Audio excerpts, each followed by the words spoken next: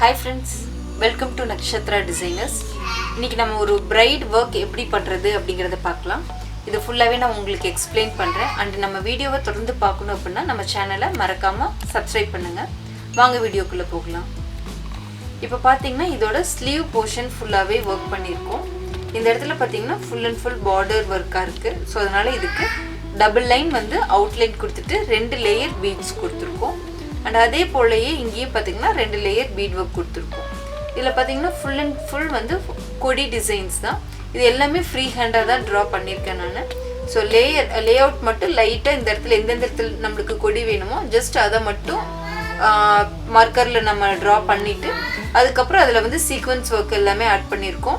ஃபுல்லா பாருங்க பீட்ஸ் தான் எல்லாமே ஒரே ஈவனா இருக்கும். நல்ல குவாலிட்டியான பீட்ஸா யூஸ் பண்ணோம் அப்படினா நீட்டா இருக்கும் வர்க்கும். சோ இது அவுட்லைன் வந்து அதுக்கு எல்லாமே சரி கொடுத்திருக்கோம். இதுல ஆல்டர்னேட்டிவா பாத்தீங்கன்னா ஒன்னு லீஃப், ஒன்னு இது மாதிரி பெட்டல்ஸ் வர மாதிரி, ஒன்னு வந்து அரும்பு வர மாதிரி, ஒன்னு வந்து மேங்கோ இருக்க மாதிரி. சோ இந்த நாலுமே வந்து ஆல்டர்னேட்டிவா சேஞ்ச் பண்ணி இந்த வர்க் ஃபுல்லாவே நம்ம கம்ப்ளீட் பண்ணிருப்போம். இந்த லீஃப்க்கும் மேங்கோக்கும் மட்டுமே பாத்தீங்கன்னா green வர்க் பண்ணிருப்போம். ஏன்னா saree ஃபுல்லாவே green தான். சோ அது ஃபுல்லா த்ரெட் வர்க்கா இருக்கணும் அப்படிங்கறதனால த்ரெட் வர்க் எடுத்துறோம். மீதி எல்லாமே பாத்தீங்கன்னா பீட்ஸ் கொடுத்து ஓவராலா ரொம்ப நீட்டா லோட் பண்ணிருப்போம். சோ இதே போலவே பேக் நெக் எப்படி இருக்கு அப்படிங்கறதையும் நம்ம பார்க்கலாம். ஓகே, இப்ப பாருங்க பேக் நெக் வர்க் வந்து ஃபுல்லாவே கம்ப்ளீட் பண்ணிருக்கோம். இதுலயுமே வந்து அதே போல கொடி டிசைன்ஸ் தான். நெக்ல பாத்தீங்கன்னா ரெண்டு லைன் வந்து ஜரி கொடுத்துட்டு அப்புறம் லோடிங் கொடுத்திருக்கோம். ஆல்டர்னேட்டிவ் கலர்ஸ்ல வந்து நம்ம லோட் பண்ணிருக்கோம், green and goldனு. அப்புறம் ஒரு லைன் வந்து ஜரி கொடுத்திருக்கோம். சோ இதோட அவுட்லைன் வர்க் இவ்வளவுதான். இதுல பாத்தீங்கன்னா சேம் நம்ம ஸ்லீவ் போர்ஷன்ல என்ன வர்க் எடுத்தோமோ அது அப்படியே வந்து ஆல்டர்னேட்டிவா எடுத்துக்கிட்டே வந்திருக்கும் பாருங்க. ஃபர்ஸ்ட் மேங்கோ இருக்கும், லீஃப் இருக்கும், அப்புறம் இந்த அரும்பு மாதிரி உள்ளதும் இந்த லீஃப் பெட்டல்ஸ் மாதிரி உள்ளதும் வந்துரும். சோ இது அப்படியே ஆல்டர்னேட்டிவா சேஞ்ச் பண்ணி இது ஃபுல்லாவே ஃப்ரீ ஹேண்ட் வர்க் தான்.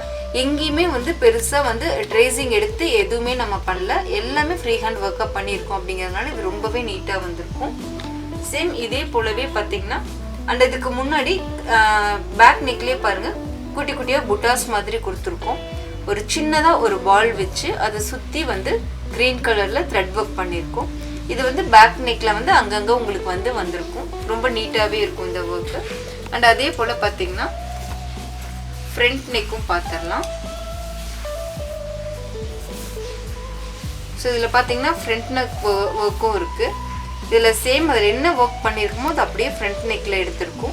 இந்த ஒர்க் ஃபுல்லாவே பாத்தீங்கன்னா லீஃப் அண்ட் இந்த கொடி டிசைன் வர மாதிரி ஃபுல்லா ஹெவியா இருக்கும். கேப்பே இல்லாத அளவுக்கு ஸ்லீவ் போர்ஷன்ல நம்ம ஒர்க் பண்ணிருக்கோம். அப்படிங்கறதுனால ரொம்ப நீட்டா இருக்கும். அண்ட் நம்ம ஸ்டிச் பண்ணி போடும்போது ரொம்ப அழகா இருக்கும். ரொம்ப தெளிவா டீடைல்டா உங்களுக்கு இது பார்க்கும்போதே தெரியும் இதுல என்ன ஒர்க் பண்ணிருக்கோம் அப்படிங்கிறது உங்களுக்கு ஈஸியா இருக்கும்.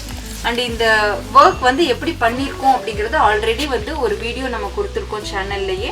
நீங்க அதை பாருங்க. உங்களுக்கு இது எப்படி ஒர்க் பண்ணிருப்போம் அப்படிங்கிற டீடைல் அதுல கிடைக்கும்.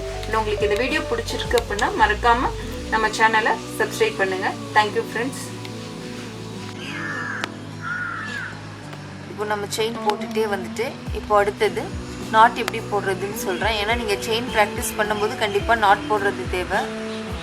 ஸோ இந்த த்ரெட்டை வந்து இப்படி லென்த்தாக எடுத்துக்கோங்க. கொஞ்சம் பக்கத்துலேயே நெருக்கமாக செயின் அளவுக்கு தெல்லாமல் இந்த டிஸ்டன்ஸில் சின்னதாக பக்கத்துலேயே வந்து நெக்ஸ்ட் செயின் இதை வந்து செகண்ட் செயின். ஓகேவா? இந்த செகண்ட் செயினை மேலே இழுக்கும்போது நீடிலோட முனை மேலே பார்த்துருக்கும். அதை அப்படியே இந்த கீழ்ப்பக்கமாக கொண்டு வந்து இந்த ஃபஸ்ட்டு த்ரெட் இருக்கு இல்லையா அதை மாட்டி அடியில் இழுக்கணும்.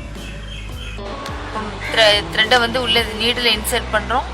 இப்படி கிளாக் வைஸில் சுற்றி கொடுக்குறோம். மேலே வந்து ஆப்போசிட் டைரக்ஷனில் எடுத்துட்டு மறுபடியும் அதை வந்து ஆன்டி கிளாக் வைஸில் மறுபடியும் கொண்டு போய் இன்சர்ட் பண்ணுறோம்.